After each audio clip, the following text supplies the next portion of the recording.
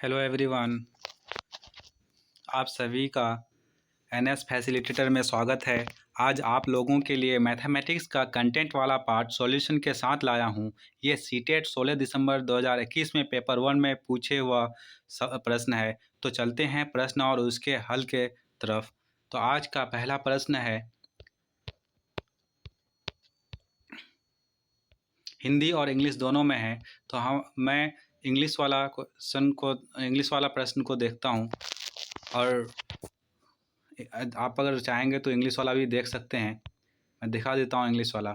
Siraj arranges apples in his kitchen in such a way that he has put 11 pairs of apples in the first row, 22 pairs of apples in second row and 33 pairs of apples in the third row. So how many apples does Siraj have in his kitchen. तो हम हिंदी वाला भी पढ़ लेते हैं। हिंदी में कहा गया है, सिराज अपने रसोई में सेब को इस प्रकार व्यवस्थित करता है कि उसने पहली पंक्ति में 11 सेब, दूसरे पंक्ति में 22 जोड़े सेब और तीसरी पंक्ति में 33 जोड़े सेब रखे हैं। तो सिराज के पास रसोई में कुल कितने सेब हैं। सिराज क्या करता है, सिराज अपने किचन में इस तरह से अरेंज करता है, 3 रो में सेब रखता है। पहला रो में 11 जोड़ा रखता है। ये पहला रो है, पहला रो में 11 जोड़ा रखता है। 11 जोड़ा का मतलब 11 गुना 2 इक्वल टू 22। और दूसरा रो में कितना रखता है, 22 जोड़ा। तो 22 जोड़ा मतलब 22 दूना 44। और तीसरा रो में कितना रखता है, 33 जोड़ा।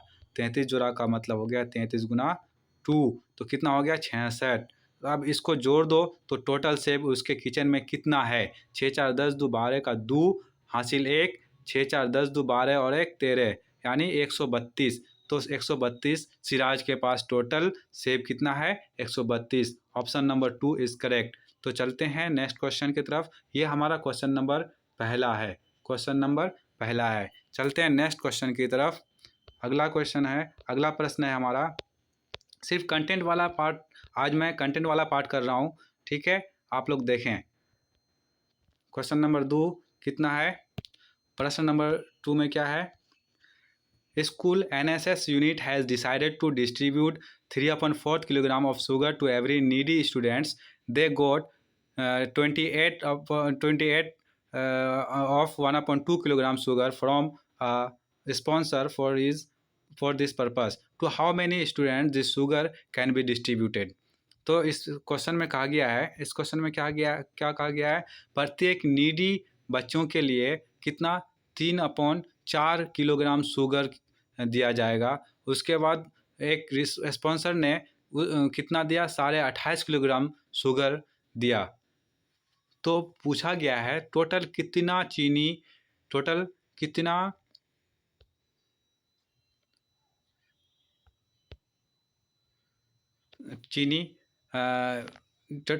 स्टूडेंट को, कितना छात्रों को चीनी दिया जाएगा। तो हम लोग हिंदी वाला पार्ट देख लेते हैं एक बार।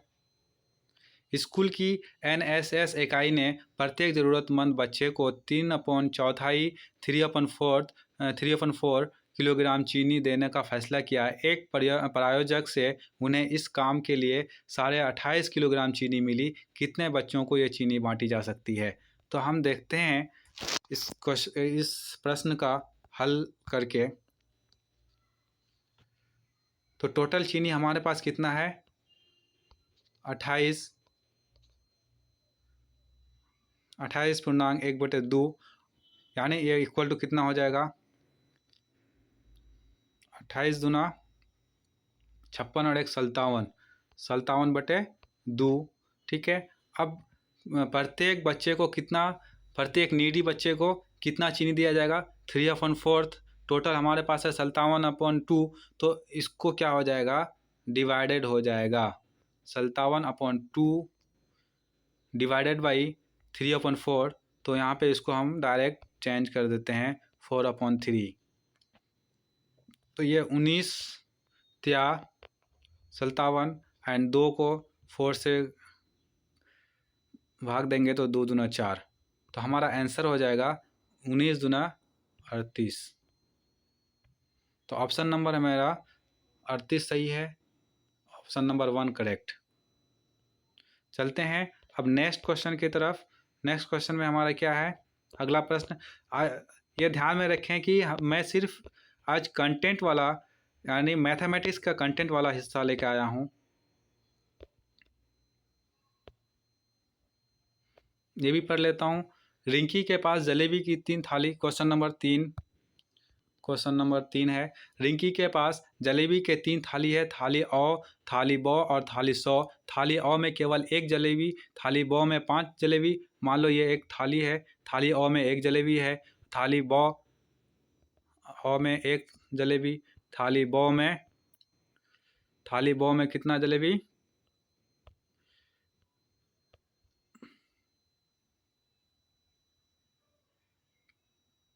5 जलेबी।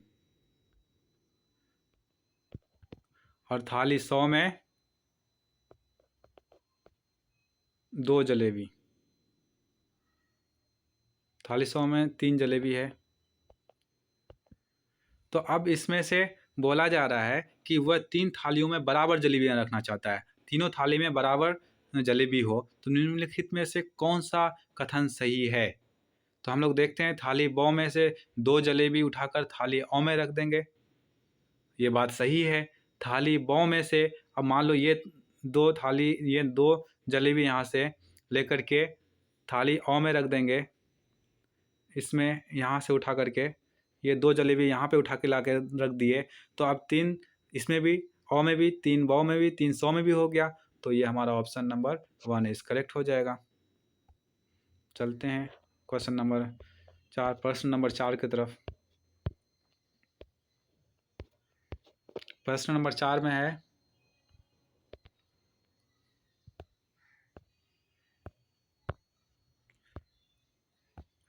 प्रश्न नंबर 4 में क्या है? प्रश्न नंबर 4 है, यदि 6 और 7 का लघुत्तम समापवर्तक एक्स वाई के लघुत्तम समापवर्तक का आधा है और यदि x का मान 12 है तो y का मान क्या होगा? 6 और 7 का एलसीएम, 6 और 7 का एलसीएम, 6 और 7 का एलसीएम कितना हो जाएगा? का एलसीएम इक्वल टू 7 6 का 42। उसके बाद लघुत्तम समावर्त है, अब एक्स वाई का लघुत्तम समावर्त का आधा है। एक्स वाई यानी यदि x का मान 12 है, एक x का मान 12 है और y का मान नहीं पता है, तो इसके एलसीएम का ये क्या है? आधा है, डिवाइडेड बाई 2 इक्वल टू 42, ये है। तो अब हम क्या करेंगे, तो y का मान यहाँ से निकाल लोगे। y का मान कितना हो जाएगा? 42 इंटू 2 अपॉन 12 हो जाएगा। तो यहाँ 12 7 84, 7 आंसर हो जाएगा। तो इसका करेक्ट ऑप्शन हो जाएगा, ऑप्शन नंबर 4 करेक्ट ऑप्शन हो जाएगा, ऑप्शन नंबर 4। चलते हैं नेक्स्ट प्रश्न की तरफ। अगला प्रश्न है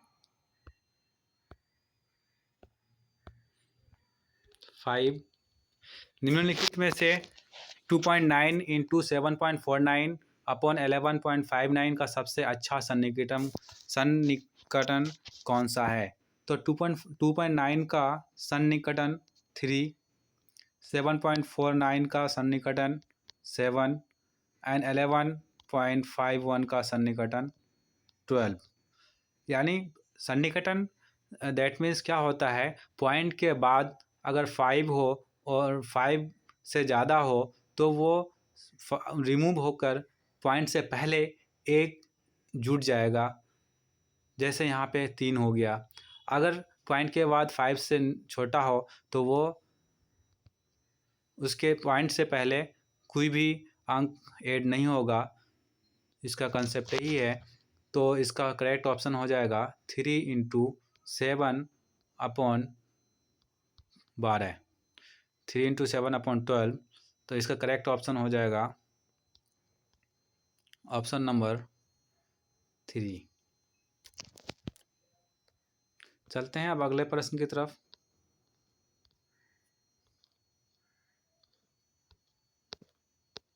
अगला प्रश्न है प्रश्न नंबर 6।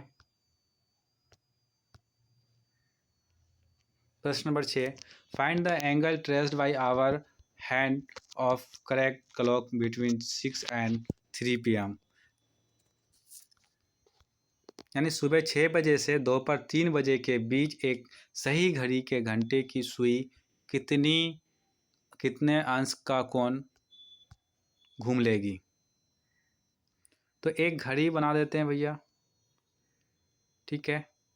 यहाँ तो 12 बजता है, यहाँ 3 बजता है, यहाँ 6 बजता है और यहाँ 9 बजता है। तो 6 बजे से सुबह 6 बजे, तो सुबह 6 बजे का कांटा कहाँ पे है, यहाँ पे होगा। उसके बाद दोपहर 3 बजे के बीच, दोपहर 3, तो दोपहर 3 यहाँ पे होगा। तो अब देखो सुबह 6 बजे से लेकर सुबह 6 बजे से लेकर दोपहर 3 बजे तक का घड़ी का कांटा कितना होगा। देखो ये हमारा 90 डिग्री हो गया। तो टोटल हमारा कितना डिग्री का, किसी पॉइंट पर कितना डिग्री का एंगल बनाता है, 360 डिग्री। अब 360 डिग्री में 90 डिग्री माइनस कर देंगे तो हमारा कितना बच जाएगा, इक्वल टू 270 डिग्री। तो इसका करेक्ट ऑप्शन हो जाएगा 3 नंबर। क्वेश्चन नंबर 6 का ऑप्शन नंबर 3 इज करेक्ट। चलते हैं अब नेक्स्ट क्वेश्चन की तरफ।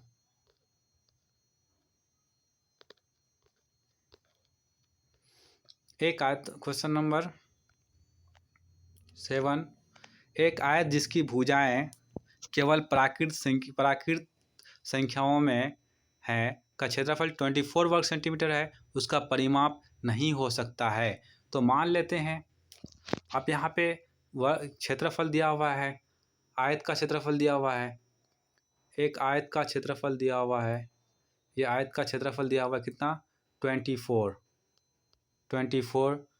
वर्ग सेंटीमीटर, ठीक है। आयत का क्षेत्रफल लंबाई गुना चौड़ाई होता है। आयत का क्षेत्रफल equal to L into B। That means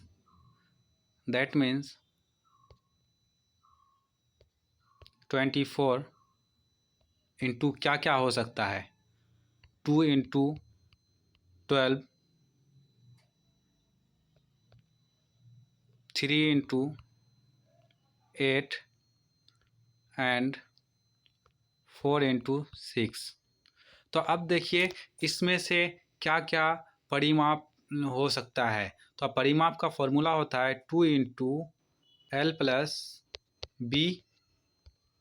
तो 2 इंटू एल प्लस बी, अब इसको रखते हैं तो 12 दो 24, सॉरी 12 और 2 14, 14 दूना 28 तो हमारा होगा। उसके बाद 8 और 3 11, 11 दूना 22 भी होगा। 6 4 10 दूना 20, यानी हमारा 28 होगा, 22 होगा और 20 हमारा परिमाप होगा। अब इसमें से कौन सा नहीं है, 25 हमारा 25 नहीं होगा। तो ऑप्शन नंबर 3 इज करेक्ट। चलते हैं अब अगले प्रश्न की तरफ। अगला प्रश्न में क्या है, अगला प्रश्न नंबर 8, किसी मानचित्र पर 1 सेंटीमीटर की दूरी भूमि पर 400 किलोमीटर की दूरी को निरूपित करती है। यदि भूमि पर दो नगर 3400 किलोमीटर की दूरी पर स्थित है तो मानचित्र पर उनकी दूरी होगी। तो मानचित्र पर उनकी दूरी, अब मान लो 400 किलोमीटर को 1 सेंटीमीटर से दर्शाता है मानचित्र पर, तो 3400 को कितना से दर्शाएगा, 3400 को दर्शाएगा कितना, 3400 किलोमीटर को 1 किलोमीटर को हो जाएगा। अब इसको यूनिटी मेथड से बनाओगे तो 1 किलोमीटर को 1/400, 1/400। अब 3400 को क्या हो जाएगा, 1/400 मल्टीप्लाइड बाई 3400। तो ये 2 0 0 कैंसिल हो गया, 2 दूना 4, 17 दूना 34, 8 दूना 16, यानी 8.5, 8.5 सेंटीमीटर, 8.5 सेंटीमीटर। इसका सही करेक्ट ऑप्शन हो जाएगा 8.5 सेंटीमीटर। चलते हैं क्वेश्चन नंबर 9 की तरफ। अगला प्रश्न क्वेश्चन नंबर 9,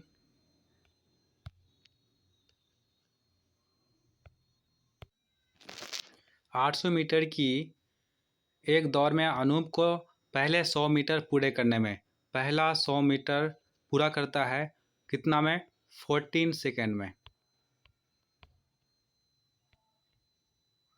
अगले 100 मीटर करने में पिछले से 2 सेकेंड ज़्यादा लगता है।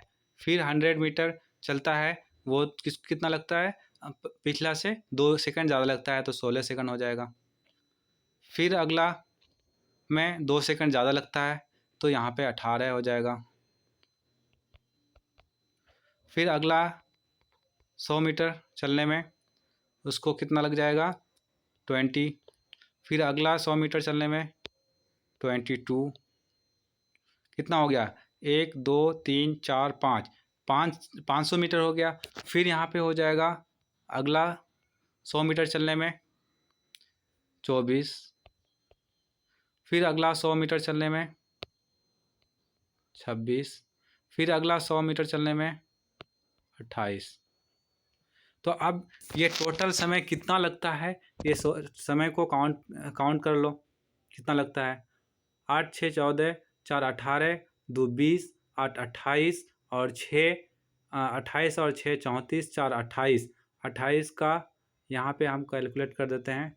28 का 8, हाथ में 2 2 2 4 2 6 2 8 2 10 2 12 और 1 14 1 15 1 16, 16 का 6 हासिल 1, 168 सेकेंड लगता है। अब 168 सेकेंड में 168 सेकेंड में यहाँ पे मिनट और सेकेंड में दिया हुआ है, तो 120 सेकेंड 120 सेकेंड इक्वल टू कितना हो जाएगा? 120 इक्वल टू 2 मिनट हो जाएगा। 2 मिनट एंड कितना बच जाएगा? 48 सेकेंड। एंड देन कितना बच जाएगा? 48 सेकेंड, यानी 2 मिनट 48 सेकेंड। इसका करेक्ट ऑप्शन हो जाएगा 2 मिनट 48 सेकेंड। तो चलते हैं अगले प्रश्न की तरफ।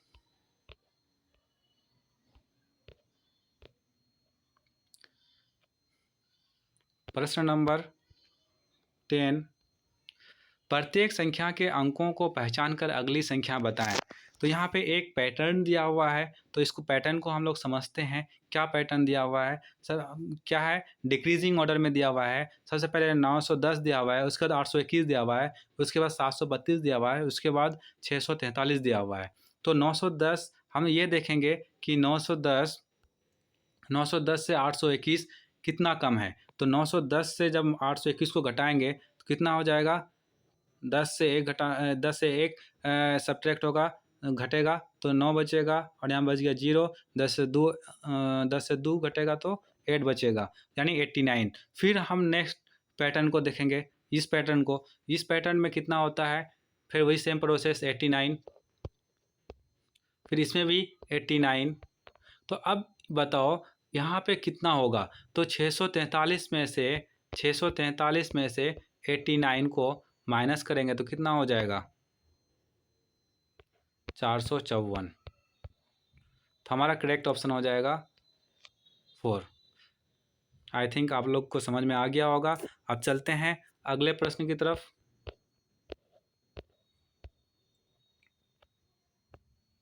अगला प्रश्न है 11 नंबर, एक बच्चे द्वारा 5 विषयों में प्राप्त अंकों का माध्य 74 है, उसके 3 विषयों में 70, 75 तथा 80 अंक प्राप्त किए हैं।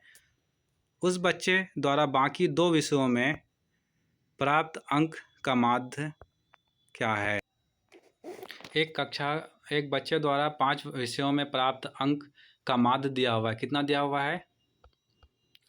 74 दिया हुआ है। तो कितना विषय कितना है? 5। तो 74, यानी ये माध्य दिया हुआ है 74, विषय कितना टोटल है? 5 है। तो ये 5 से मल्टीप्लाई करेंगे तो कितना हो जाएगा? 370। ठीक है। अब यहाँ पे क्या हुआ है? उसने 3 विषयों में 70, 75 और 80 अंक प्राप्त है। तो 3 विषय में उसका कितना हो जाएगा? तीनों विषय को जोड़ दो, 70 प्लस 75 प्लस 80 इक्वल टू कितना हो जाएगा 225। अब देखो यहाँ पे तीन विषयों में इतना अंक प्राप्त किए 225, 70, 75 और यहाँ पे 80। तो ये तीन विषय में कितना अंक प्राप्त किए 225, और 5 विषयों में उसका एवरेज है माध्य अंक है 74 है। तो उस 74 को मल्टीप्लाई कर दिए 5 से तो 370 हुआ। तो अब उसका 5 सब्जेक्ट में 5 विषय में 370 आया और 3 विषय में 225 है। तो अब बचा कितना 2 विषय। तो दो विषय में कितना हो जाएगा, कितना बचेगा 10 से 5 घटेगा 5 एंड यहाँ पे बचा 6 से 2 घटेगा 4 और यहाँ पे 3 से 2 घटेगा 1। तो 2 विषय में 145 हो गया। अब कितना 2 विषय में 145 हो रहा है। तो ये दोनों विषयों का क्या मांग रहा है, माध्य मांग रहा है। तो माध्य निकालने के लिए क्या किया जाता है, जितना विषय होता है जितना नंबर होता है उसको उससे डिवाइड दे दिया जाता है। तो डिवाइड देंगे तो कितना हो जाएगा 7 दूना 14 और यहाँ पे बच गया 2 दूना 4 यानी 72.5। कितना आंसर हो गया 72.5 आंसर हो गया। तो इसका करेक्ट ऑप्शन हो जाएगा ऑप्शन नंबर 2। चलिए अब नेक्स्ट क्वेश्चन की तरफ। अगला प्रश्न क्या है,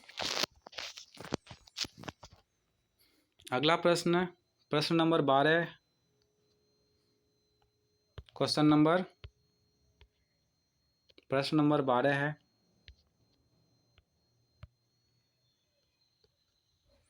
हर्षित, अमीना और जोसेफ द्वारा एक दिन का पैदल चलने का विवरण नीचे दिया गया है। हर्षित शुरू करने का समय 5:32 है, ख़त्म करने का समय 6:49।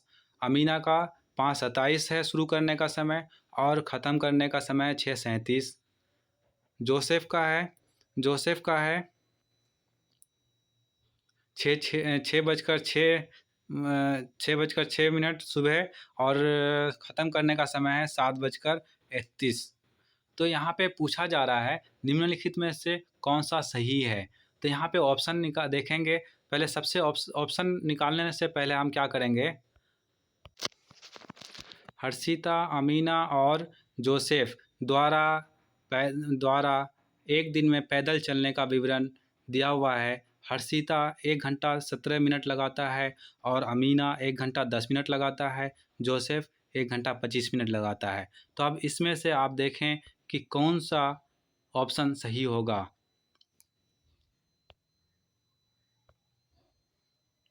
हर्षिता लगाता है 1 घंटा 17 मिनट,